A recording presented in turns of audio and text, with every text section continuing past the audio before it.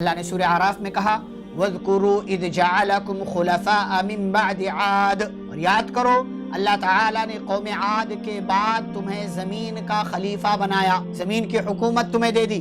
یہ اللہ کا انعام ہے، یہ اللہ کی نعمت ہے۔ وَبَوَّأَكُمْ فِي الْأَرْضِ، اور تمہیں زمین میں ٹھہرا دیا۔ تَتَّخِذُونَ مِن سُهُولِهَا قُصُورًا وَتَنْحِتُونَ الْجِبَالَ بُيُوتًا، دو خوبیاں ان کے اندر تھی، انہی دونوں خوبیوں کا حضرت صالح علیہ السلام نے قوم کے سامنے تذکرہ کیا۔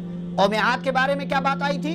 لمبے تڑنگے تھے، اور قوم سمود اتنے لمبے تڑنگے تو نہیں تھے، لیکن اللہ تعالیٰ نے اتنی طاقت دی تھی کہ پہاڑ کو تراش کر کے جیسی چاہتے تھے ویسی شکل کا بنا دیتے تھے۔ تتخذون من سہولیا قصورا، اور بالکل بہل آسانی سے بنا لیتے ہیں۔ جیسے آج کے زمانے میں آپ دیکھیں کہ کتنی بڑی بڑی مشینیں لگتی ہیں، کتنے بڑے بڑے جو ہے چیزیں اور سامان آتے ہیں اس کے لیے بنانے کے لیے، بلڈنگیں بنانے کے لیے، عمارتیں، محل اور جو ہے کوٹھیاں بنانے کے لیے۔ قوم سمود کے بائیں ہاتھ کا کھیل تھا، آپ کہہ سکتے ہیں۔ تتخذون من سہولیا قصورا وتنحتون الجبال بیوتا، اور پہاڑوں کو تراش کر تم گھر بنا لیتے ہو، اللہ کی نعمت ہے۔